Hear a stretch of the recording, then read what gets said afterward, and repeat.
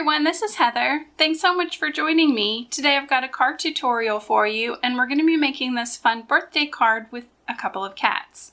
Today I'm going to be using the House Cat stamp set from My Favorite Things. This is a pretty new stamp set from them. A couple videos back I used some of these kitties with one of their milk carton dies. So I'll link that in the description box down below if you want to check that out. I'm a big cat lover, so I absolutely love this set. I'm going to get a lot of use out of it.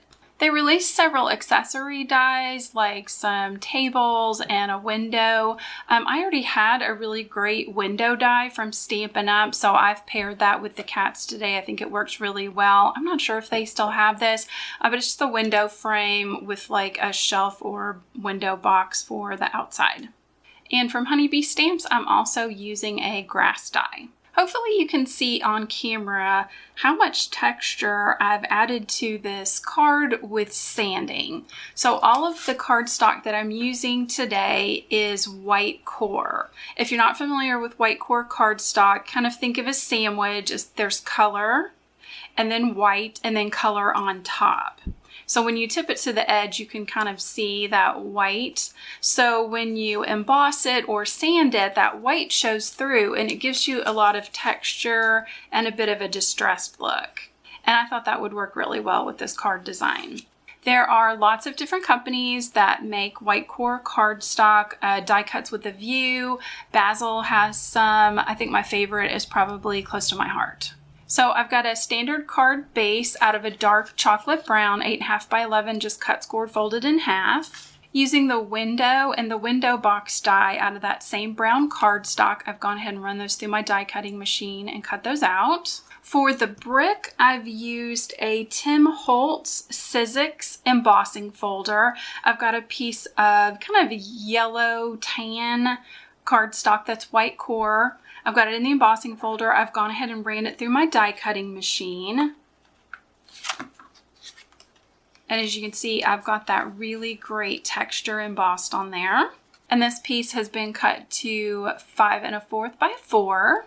I've got a piece of green that's been cut to the same width as the brick, which is 4 inches. And then I've gone ahead and taken that grass die and run that through my die cutting machine. This is about 3/4 of an inch high.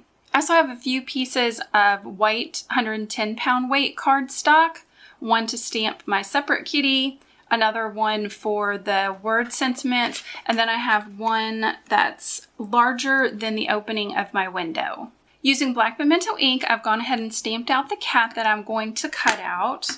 This one is going to be behind the window, and you don't really need to be too perfect with it, because we can kind of move the window die around where we would want it, which is why I've got it cut larger than the die itself.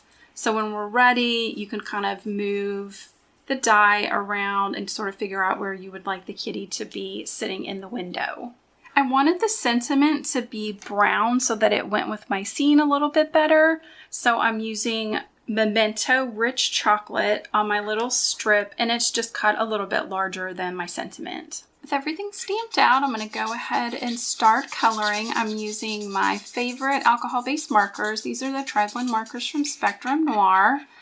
I'm going to be using the Gold Brown Blend on this first kitty and completely filled him in with the lightest shade. I'm going to move into the darker shade and add my shading and shadowing where I would like it to be darkest.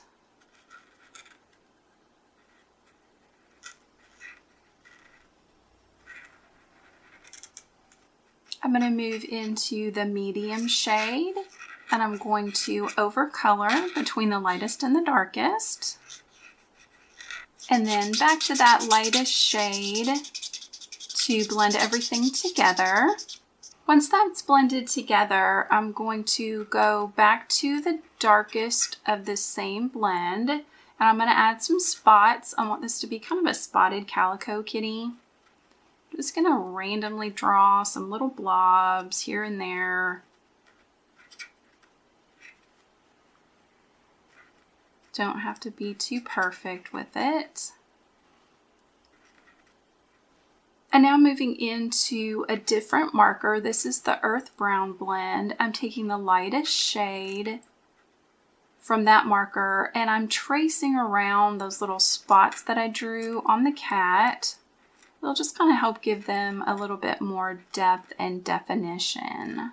And using the same earth brown, I'm going to fill in the hanging pot that the other kitty is in. I'm going to kind of carefully go around those leaves and the kitty. When I filled that in with the lightest shade, I'm going to go to the darkest and add my shading and shadowing. I'm using the original bullet tip markers to do most of my coloring today. These are kind of small images, so it just is a little bit easier to get into some of the smaller spaces. Go in with the medium shade of the earth brown, do just a little bit of overcoloring. Back to the lightest to blend that in together. For the leaves of the potted plant, I'm using the yellow-green blend. I'm going in with the lightest shade. And then just going straight to the dark to add a little bit of shading and shadowing. I'm not going to use all 3 shades just because this is such a tiny little stamped area. So for my second kitty, I kind of want him to be a gray tabby. So I've completely filled him in with the lightest shade of brown gray blend. Add a little bit of shading and shadow with the darkest shade. Overcolor with the medium. And back to the lightest to blend those all in together. For the stripes on this little tabby, I'm going to the darkest shade of ice gray blend. I'm just going to add kind of little triangles here and there to give the appearance of a tabby cat.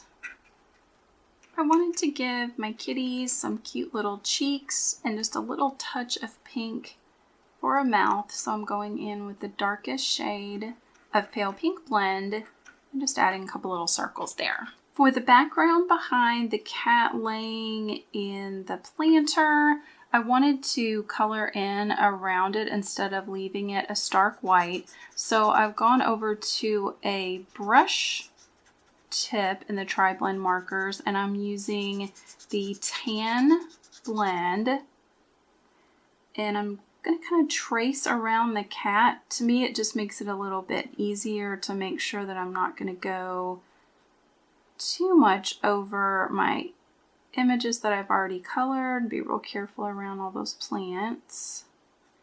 And the brush marker is just going to make it so much easier to be able to quickly fill in that background. And I don't need to do all of it because the window is not as big as this piece of paper. So I can just kind of periodically hold it up and see how much I need to fill in. And now that I've got that filled in, I kind of figure out where I would like the kitty to hang. Just don't want the crossbars to be like across his face or anything. I'm going to lay that in place, take a pencil and just make a couple of marks so I can just trim that down a little bit smaller. And I just trim that down with my paper trimmer so that it'll fit behind the window. Next, I'm going to take my scissors and cut out my other cat. This stamp set does have dies, but I didn't pick them up, so I'm just going to use my scissors. I set my stamped images aside, and I'm going to show you one of the reasons that I really love white core cardstock, and that is sanding in order to show the white. So I've got this piece that I embossed earlier, and I have a sanding block from Tim Holtz. You could use regular sandpaper or sanding block that you pick up at the hardware store. And I'm just going to lightly run the sanding block over. And as you can see, it reveals that white underneath and gives you a lot of really great texture and definition and distress. I really love doing this with embossing folders. Then I'm going to do the same with my other die cut pieces. If you have something like this grass where it's kind of light and delicate, just be really careful while you're sanding. Make sure you don't tear your paper. Same thing on the window. I just wanted a light distress look. I thought this really helped add to the look of this being wood. I've also sanded the little window box shelf. And then on the base of the card, I'm just going to lightly go around the edges. Most of the card's going to be covered up, but this will just kind of help carry that theme of the distressed sanding throughout the entire card. And then I always like to take a damp paper towel and just wipe my work surface clean because you're going to have lots of little sand dust from your cardstock. Now I'm ready to assemble my card. The first thing I want to do is going to figure out where I would like the kitty to be in the window. I'm just going to kind of line that up and turn it over. I'm going to take some regular Scotch tape and just tape that to the back of the die.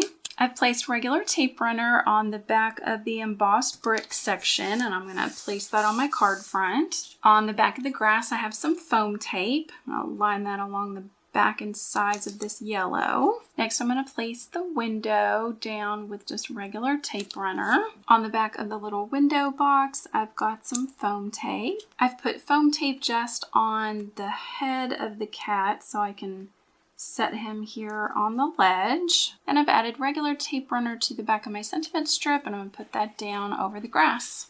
And here's our finished card. I really love using the white core cardstock by sanding it. It adds a lot of really cool interest to the card, and it works especially well with embossing folders.